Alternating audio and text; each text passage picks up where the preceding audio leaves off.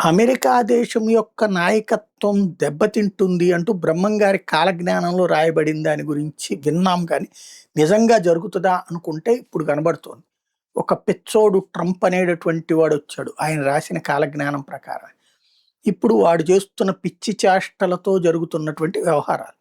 ఒకటి యుద్ధం అనివార్యమైంది. యుద్ధం పతాక స్థాయికి చేరింది. యుద్ధం విధ్వంసం సృష్టించింది. వీటన్నిటి మధ్యన వెనక్కి తగ్గాడు. అమెరికా వెనక్కి తగ్గటం. అమెరికా పరువు పోగొడుతున్నా సరే చర్చల పేరుతో ఆగటం. అమెరికా యుద్ధ విమానాలే కూలడం. అమెరికాకి సంబంధించినటువంటి డ్రోన్‌లే కూలడం. అమెరికా హెలికాప్టర్‌లే కూలడం. దాంతో భయపడి ఆపారా? లేకపోతే యుద్ధం కొనసాగింపుకే సాగుతున్నదా తెలీదు గానీ జరుగుతోంది. ఇది ఒక ఎత్తైతే ఇప్పుడు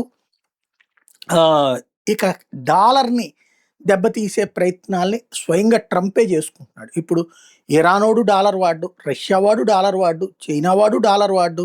అట్లాగే ఆ రూట్‌లో వ్యాపారం చేసేవాడు డాలర్ వాడడు. అదొక డీడాలరైజేషన్ అవుతుంది. ఇప్పుడు క్రిప్టో కరెన్సీ వైపుకి తీసుకెళ్తాడట. తాజాగా క్రిప్టో వ్యవహారం మీదన పరిశీలన జరుపుతాం. త్వరలో అమెరికా క్రిప్టో వైపుకి వెళ్తుందని చెప్తున్నాడు. మరి అది ఎందుకు, ఏ నాశనం వైపుకి తీసుకెళ్తాడు అమెరికా అని ఆయనకే తెలియాలి.